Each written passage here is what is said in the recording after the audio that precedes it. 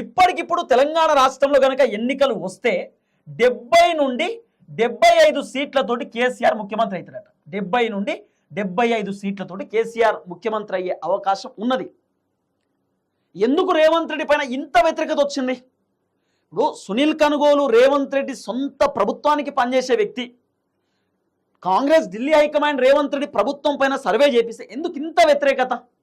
ఇప్పుడు దాదాపు 48 మంది కాంగ్రెస్ పార్టీ ఎమ్మెల్యేలు ఇప్పటికిప్పుడు ఎన్నికలు వస్తే ఓడిపోతారట.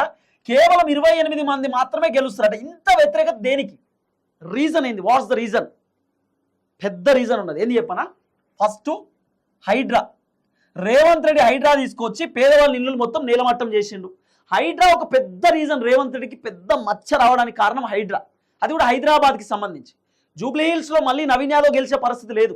సికింద్రాబాద్ కంటోన్మెంట్లో శ్రీ గణేష్ మళ్ళీ గెలిచే పరిస్థితి లేదు. ఇబ్రాహీంపట్నం ఎమ్మెల్యే మళ్ళీ గెలిచేటటువంటి పరిస్థితి లేదు. హైదరాబాద్కి సంబంధించి వ్యవహారం చెప్తున్నా.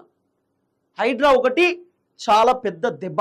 రెండోది విలేజ్లలో రేవంత్ రెడ్డి పైన ఎందుకు ఇంత వ్యతిరేకత వచ్చింది అంటే యూరియా బత్తాలకు సంబంధించినటువంటి ఇష్యూ. యూరియా బత్తాలు లేక చాలా మంది రైతులు రోడ్ల మీద చెప్పులు పరిచిర్రు. లైన్ల యూరియా బత్తాల కోసం పడిగాపులు కాసిర్రు, కన్నీళ్లు పెట్టుకున్నారు, ఏడ్చిర్రు. ఆఖరికి రైతులు చాలా మంది రోడ్డు మీద పడుకున్నటువంటి ఆ సిచ్యువేషన్ మనం చూసినాం. రేవంత్ రెడ్డి యూరియా బత్తాలు కూడా ఇవ్వలేకపోయిందని రైతుల బాధ. ఇదొక అంశం. 15,000 రూపాయలు రైతు బంధు ఇస్తా అని చెప్పినటువంటి రేవంత్ రెడ్డి కేవలం 12,000 రూపాయలే సంవత్సరానికి ఇస్తుండు. ఆ 12,000 కూడా కరెక్ట్ వస్తలేవు. కేవలం 6,000 రూపాయలు ఇస్తుండు. ఈ 6,000 కరెక్ట్ వస్తలేవు. కేసీఆర్ ఉన్నప్పుడు మాకు 10 ఎకరాల భూమి ఉంటే 10 ఎకరాలకు రైతు బంధు వచ్చేది. రేవంత్ రెడ్డి వచ్చినాక రైతు బంధు కట్ అయిపోయింది, వస్తలేదు అనేది రైతులకు సంబంధించిన వ్యతిరేకత. కౌలు రైతుల వ్యతిరేకత కూడా ఉన్నది. కౌలు రైతులకు పైసలు ఇస్తానని ఇయ్యలే. 500 రూపాయల పంట బోనస్ వ్యతిరేకత. ఓవరాల్గా చూసుకుంటే రైతులు కూడా రేవంత్ రెడ్డి పైన వ్యతిరేకంగా ఉన్నారు. ఇక మహిళలు మాత్రం ఘోరమైనటువంటి వ్యతిరేకత, మామూలు వ్యతిరేకత కాదు రేవంత్ రెడ్డి పైన. ఎందుకు 48 మంది ఎమ్మెల్యేలు ఓడిపోతారు అంటే ఎన్ని చెప్పిండు? 2,500 రూపాయలు ప్రతి నెల మహిళలకు ఇస్తా అని చెప్పిండు. స్కూటీలు ఇస్తా అని చెప్పిండు. సైకిళ్ళు ఇస్తా అని చెప్పిండు. తర్వాత కళ్యాణ లక్ష్మి ఇస్తా అని చెప్పిండు. షాదీ ముబారక్ ఇస్తా అని చెప్పిండు.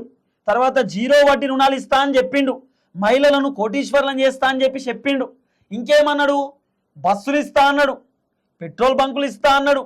ఇక గిట్లా మాట్లాడుకుంటూ పోతే బతుకమ్మ చీరలు ఇస్తా అని చెప్పిండు. ఇట్లా మాట్లాడుకుంటూ పోతే రేవంత్ రెడ్డి చెప్పినటువంటి డైలాగులు శాట భారతం ఉన్నాయి. ఏం చేసిండు గ్రౌండ్ రియాలిటీలో? ఇదొక వ్యతిరేకత. మహిళలు కూడా చాలా వ్యతిరేకంగా ఉన్నారు రేవంత్ రెడ్డి మీద.